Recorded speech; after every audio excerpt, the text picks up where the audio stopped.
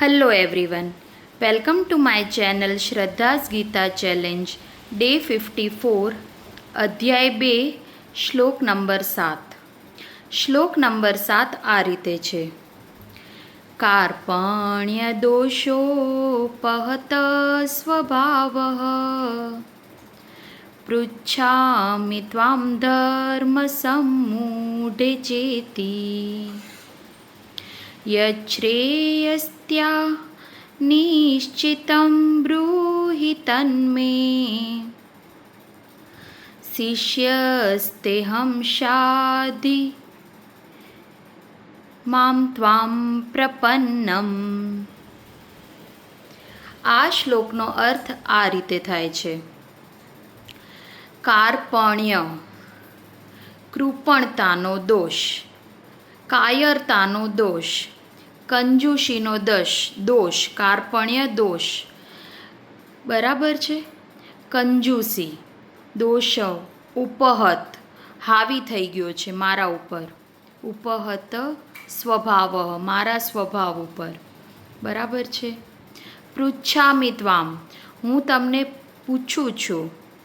ધર્મ સમ્મૂઢે ધર્મ સંકટમાં, કે કયો મારો સાચો ધર્મ છે. સમ્મૂઢે ચેતી. બરાબર છે. યચ્છ્રેયમ શ્રેયકારી સ્યાત હોય, કલ્યાણકારી હોય. નિશ્ચિતમ તમે ચોક્કસ રૂપે મને, બ્રૂહિ તન્મે તમે મને કહો, કલ્યાણકારી હોય એવો રસ્તો તમે મને કહો. શિષ્યસ્તેહમ હું તમારો શિષ્ય છું. શાંતિ હું તમારા શરણે આવેલો છું. મામ હું, ત્વામ તમારા, પ્રપન્નમ હું તમારા શરણે આવેલો તમારો શિષ્ય છું.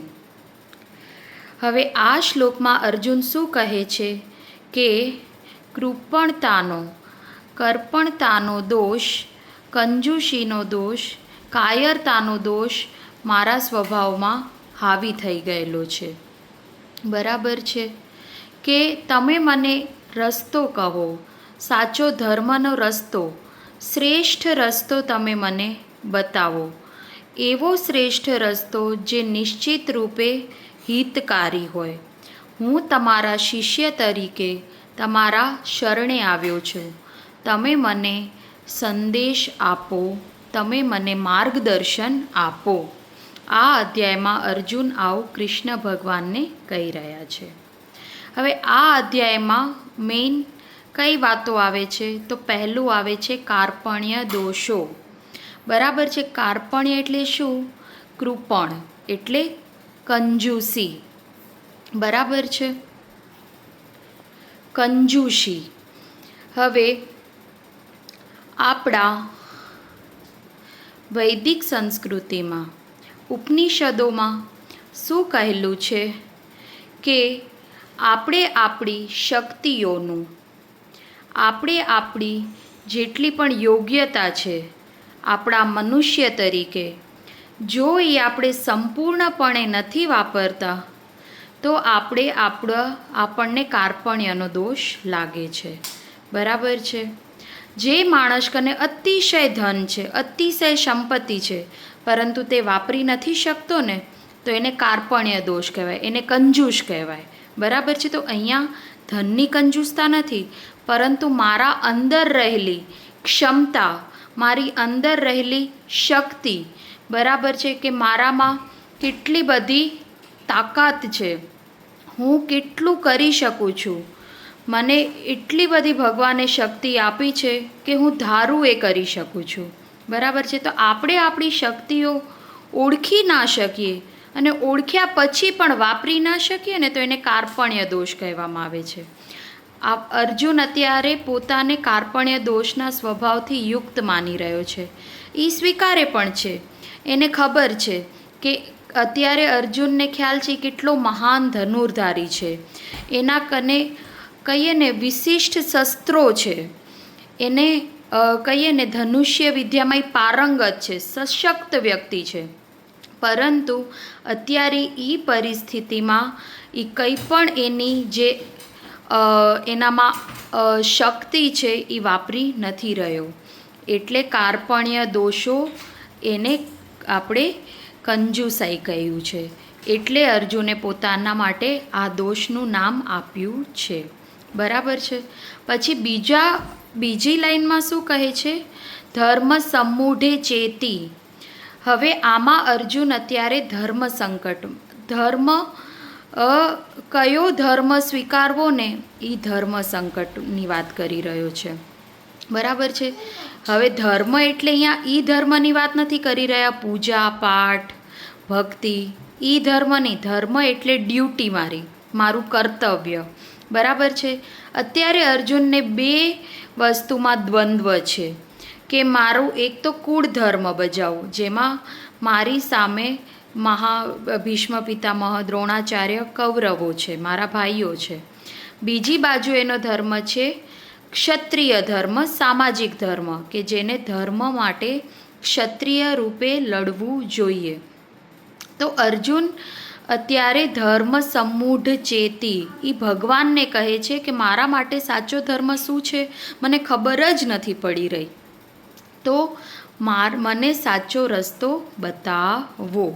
પછી ત્રીજામાં શું કહે છે કે શ્રેયમ સ્યા નિશ્ચિતમ. બરાબર છે. જે શ્રેયકર રસ્તો હોય. બરાબર છે. બ્રૂહિતન્મે. હવે આપણને ખબર છે કે કઠોપનિષદમાં બે રસ્તા છે, એક શ્રેય માર્ગ, એક પ્રેય માર્ગ. પ્રેય માર્ગ એટલે શું? કે મને ગમતું. બરાબર છે. કે મને ગમતો રસ્તો કહો, કે જે શરૂઆતમાં સરળ હોય પરંતુ આગળ જતાં આપણને નુકસાનકારક છે, જે આપણને કહીએ ને વિનાશની રસ્તે પહોંચાડે છે. અને બીજો છે શ્રેય માર્ગ. પ્રેય એટલે ગમતો, શ્રેય એટલે શરૂઆતમાં અઘરો લાગે, કઠિન લાગે, કરવું ખૂબ મુશ્કેલ છે, પરંતુ એન્ડ જતાં એ આપણા માટે કલ્યાણકારી હોય. એટલે અર્જુન અત્યારે શું શબ્દ વાપરે છે કે શ્રેયશ્ચ. બરાબર છે. શ્રેય રસ્તો તમે મને બતાવો. એ એવું નથી કહી રહ્યો કે મારા માટે અત્યારે મને ગમતું શું છે, મને આ યુદ્ધમાંથી ભાગવાનો રસ્તો બતાવો, એવું એ નથી કહી રહ્યો. એ શું કહે છે કે શ્રેય રસ્તો મને બતાવો, કે મારા માટે કલ્યાણકારી રસ્તો કયો છે એ મને કહો. બરાબર છે. એટલે અર્જુન અત્યારે શ્રેય કર એવી રીતે કહી રહ્યા છે. બરાબર છે. અને ચોથામાં એ શું કહે છે કે શિષ્યતે હમ મામ ત્વામ પ્રપન્નમ, કે હું તમારો શિષ્ય છું ને હું તમારા શરણે આવ્યો છું. એટલે અત્યારે અર્જુનની પરિસ્થિતિ મિત્ર તરીકેની પરંતુ શિષ્ય તરીકેની છે. એને સંપૂર્ણપણે પોતાનો અહંકાર બાજુમાં રાખી અને જ્ઞાન લેવા માટે 100%ની એને શું કહેવાય સ્થિતિ એની સ્વીકારેલી છે. બરાબર છે. એટલે એ સંપૂર્ણપણે અત્યારે ભગવાનના શરણે જઈ ગયો છે. એને કોઈ પણ જાતનું અભિમાન નથી કે હું આટલો મોટો ધનુર્ધારી છું, આટલા મારા કને શસ્ત્રો છે, કંઈ જ નહીં. એટલે સાચા જ્ઞાન મેળવવા માટે આપણે હંમેશા શિષ્યની ભૂમિકા, નમ્રતાની ભૂમિકામાં આવવું જ પડે છે. બરાબર છે. એટલે અર્જુનની આ સ્થિતિ આ શ્લોકમાં છે. એટલે આપણે પણ આપણા જીવનમાં આ શ્લોક આપણને 3 વસ્તુ શીખવી જાય છે.